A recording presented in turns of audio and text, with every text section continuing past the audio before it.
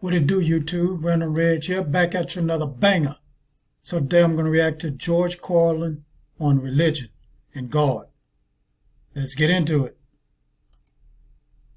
Religion has actually convinced people that there's an invisible man living in the sky who watches everything you do every minute of every day.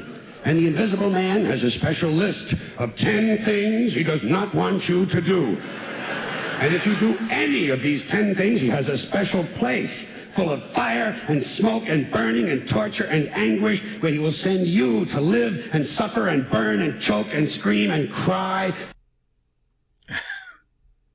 Oh man, this is going to be a good one. I've heard bits and pieces of this, but I haven't heard the whole thing, what he said about religion. But before we get back into it, if you're new and if you're not new, I need you to hit that subscribe button if you haven't hit it yet. Give me a like, drop a comment down below. I definitely want to know what you guys got to say about this. Share this everywhere. Let's get to 4,000 subscribers. Let's go. Let's get it. Forever and ever till the end of time. But he loves you.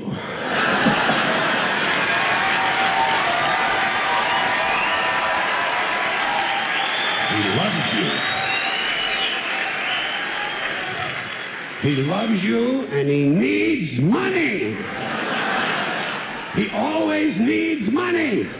He's all powerful, all perfect, all knowing, and all wise. Somehow just can't handle money. Religion takes in billions of dollars. They pay no taxes and they always need a little more. Now, you talk about a good bullshit story. Holy shit. Thank you. Thank you. But, thank you very much.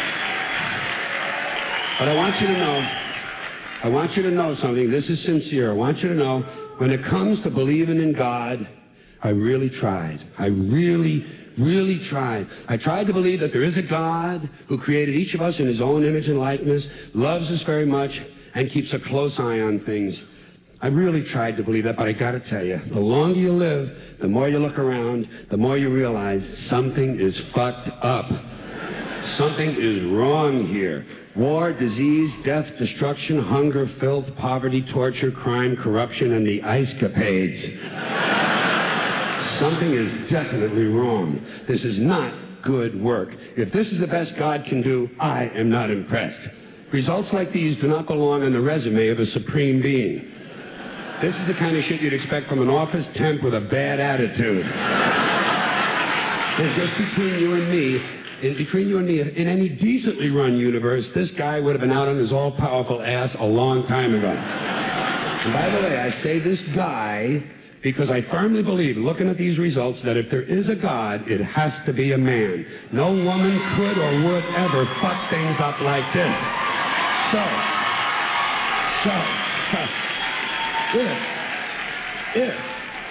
If there is a God, if there is, I think most reasonable people might agree that he's at least incompetent and maybe, just maybe, doesn't give a shit. Doesn't give a shit, which I admire in a person and which would explain a lot of these bad results. So rather than be just another mindless religious robot, mindlessly and aimlessly and blindly believing that all of this is in the hands of some spooky, incompetent father figure who doesn't give a shit, I decided to look around for something else to worship, something I could really count on. And immediately I thought of the sun. Happened like that. Overnight, I became a sun worshiper. Well, not overnight. You can't see the sun at night. But first thing the next morning, I became a sun worshiper. Several reasons. First of all, I can see the sun, okay? Yes. Unlike some other gods I could mention, I can actually see the sun. I'm big on that. If I can see something, I don't know, kind of helps the credibility along, you know? So every day I can see the sun as it gives me everything I need: heat, light, food, flowers in the park, reflections on the lake, an occasional skin cancer. But hey, at least there are no crucifixions, and we're not setting people on fire simply because they don't agree with us. Sun worship is fairly simple. There's no mystery, no miracles, no pageantry, no one asks for money, there are no songs to learn, and we don't have a special building where we all gather once a week to compare clothing. And the best thing about the sun, it never tells me I'm unworthy. Doesn't tell me I'm a bad person who needs to be saved. Hasn't said an unkind word. Treats me fine. So I worship the sun. But I don't pray to the sun. Know why? I wouldn't presume on our friendship. It's not polite. I've often thought people treat God rather rudely, don't you? Asking trillions and trillions of prayers every day, asking and pleading and begging for favors. Do this, give me that, I need a new car, I want a better job. And most of this praying takes place on Sunday, his day off. It's not nice, and it's no way to treat a friend. But people do pray, and they pray for a lot of different things. You know, your sister needs an operation on her crotch. Your brother was arrested for defecating in a mall. But most of all, you'd really like to fuck that hot little redhead down at the convenience store. You know, the one with the eye patch and the club foot. Huh? Can you pray for that? I think you'd have to. And I say, fine, pray for anything you want. Pray for anything. But what about the divine plan? Remember that?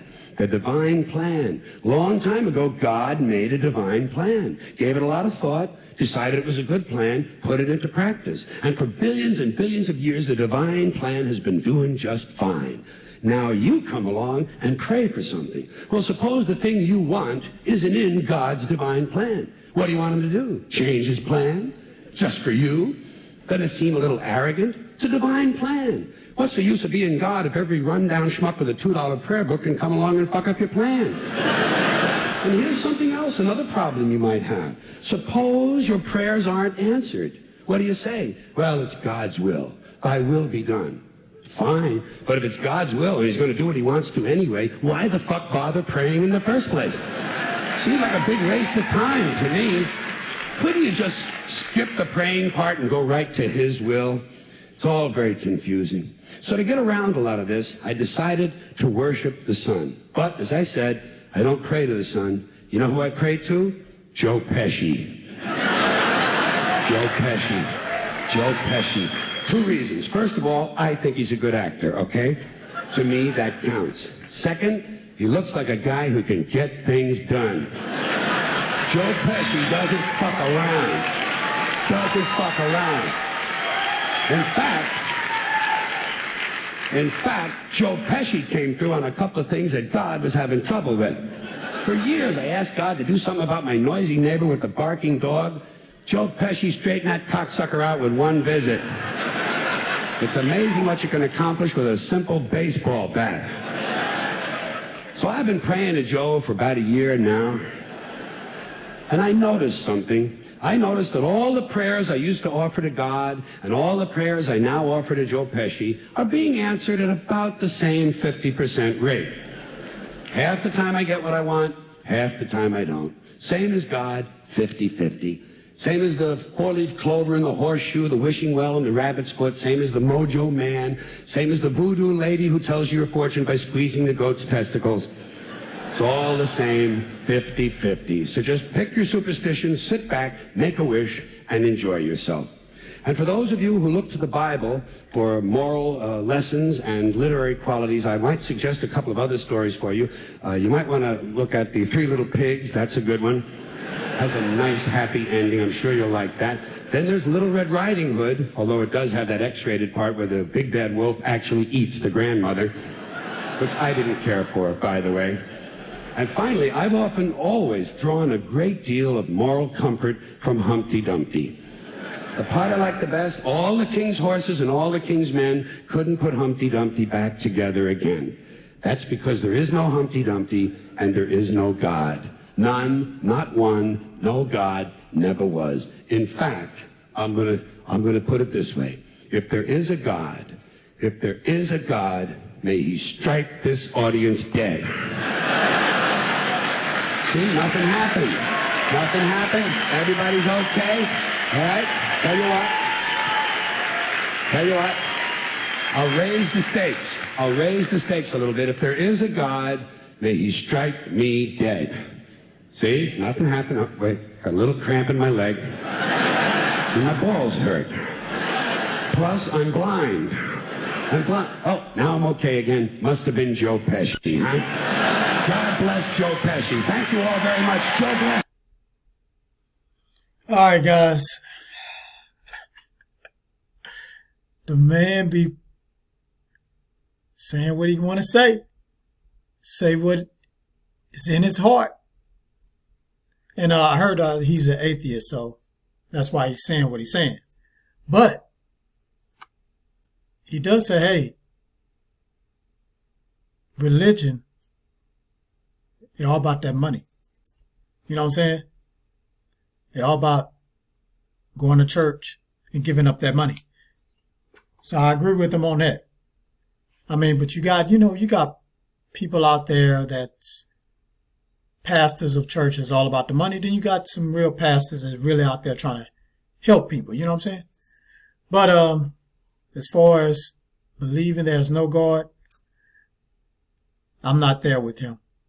But it was funny. It was funny, the stuff he was saying. You know what I'm saying? It was very, very funny.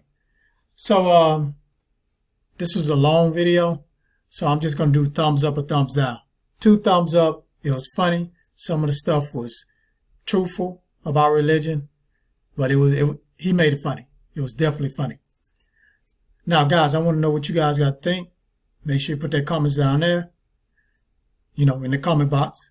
Share this everywhere. Let's get to 4,000 subscribers. And if you haven't done it now, do it right now. Hit that subscribe button and give me a like. All right. That's it. It's been Random. Random Reggie's out. Peace and love.